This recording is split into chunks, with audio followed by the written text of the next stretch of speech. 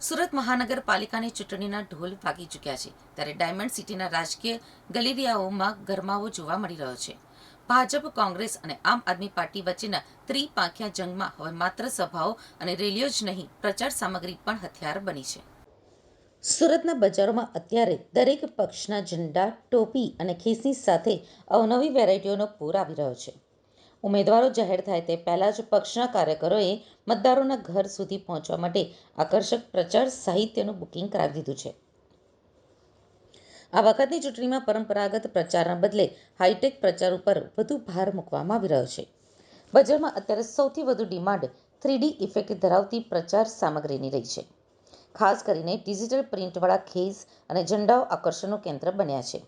વેપારીઓના જણાવ્યા અનુસાર પહેલા સામાન્ય કાપડ ઉપર સ્ક્રીન પ્રિન્ટિંગ થતું હતું, પરંતુ હવે ડિજિટલ પ્રિન્ટિંગના કારણે નેતાઓના ચહેરા વધુ સ્પષ્ટ અને આકર્ષક દેખાય છે. આ સામગ્રી માત્ર દેખાવમાં જ નહીં પણ ક્વોલિટીમાં પણ ઉચ્ચ કક્ષાની હોવાથી કાર્યકરો તેની વધુ પસંદગી કરી રહ્યા છે.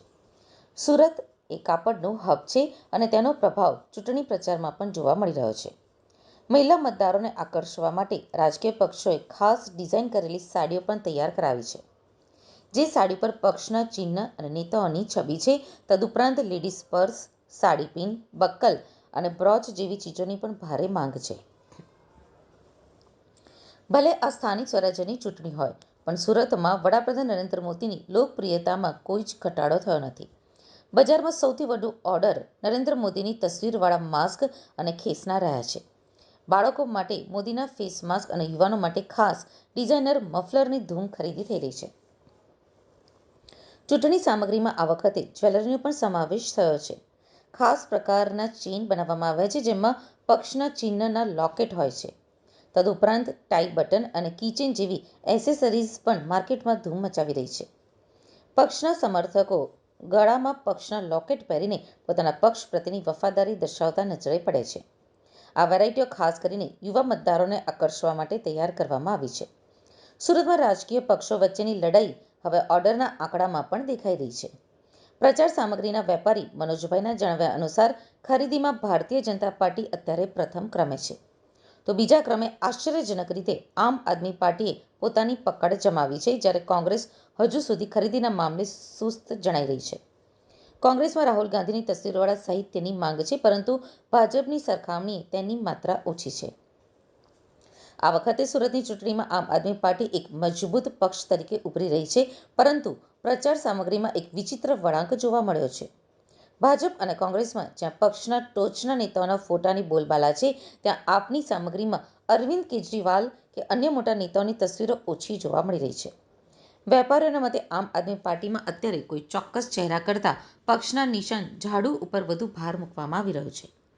અત્યારે જે ખરીદી થઈ રહી છે તે માત્ર પક્ષના સ્તરે છે, પરંતુ અસલી તેજી ઉમેદવારોના નામ જાહેર થયા બાદ જ આવશે. વેપારીઓનું અનુમાન છે કે જ્યારે વોર્ડ વાઇઝ ઉમેદવારો નક્કી થશે, ત્યારે તેઓ પોતાની વ્યક્તિગત તસવીરવાળા ટી-શર્ટ, બેનરો અને પેમ્ફલેટ બનાવશે. ઉમેદવારો પોતાના પ્રચારને વધુ વ્યક્તિગત બનાવવા માટે કસ્ટમાઇઝ્ડ ગિફ્ટ્સનો પણ ઓર્ડર આપશે, જેનાથી પ્રચાર બજારનું ટર્નઓવર કરોડોમાં પહોંચવાની શક્યતા છે. મોટી રેલીઓ કરતાં હવે રાજકીય પક્ષો ડોર ટુ ડોર સંપર્ક ઉપર વધુ ધ્યાન આપી રહ્યા છે. આ માટે ખિસ્સામાં સમાઈ જાય એવી અથવા ઘરમાં કામ લાગે એવી વસ્તુઓ જેવી કે બોલપેન, ડાયરી અને સ્ટીકરોની મોટી માંગ છે. ભાજપ યુવા મોરચાના કાર્યકરો અત્યારથી જ વોર્ડ દીઠ કીટ તૈયાર કરી રહ્યા છે, જે સીધી મતદારોના ઘર સુધી પહોંચાડવામાં આવશે. આ રણનીતિ પાછળનો મુખ્ય ઉદ્દેશ્ય મતદારના મન ઉપર પક્ષની છાપ છોડવાનો છે. माहौल ठीक है मैडम। अभी लोग बाग तलाश करने आ रहे हैं, वेराइटी देख देख के जा रहे हैं। जिनका टिकट फाइनल नहीं हुआ, टिकट फाइनल होने के बाद में वो लोग क्वांटिटी में माल लेंगे। ऐसे तो कॉमन चीज ही मिलती है, बाकी कोई पार्टी में कोई वेराइटी मिल जाती है। ऐसा बीजेपी में मंगलसूत्र है, चेन वगैरह है, अंगूठी है, अलग अलग आइटम, थोड़े बहुत पंखे हैं, थोड़े हाथ के, साड़ी है।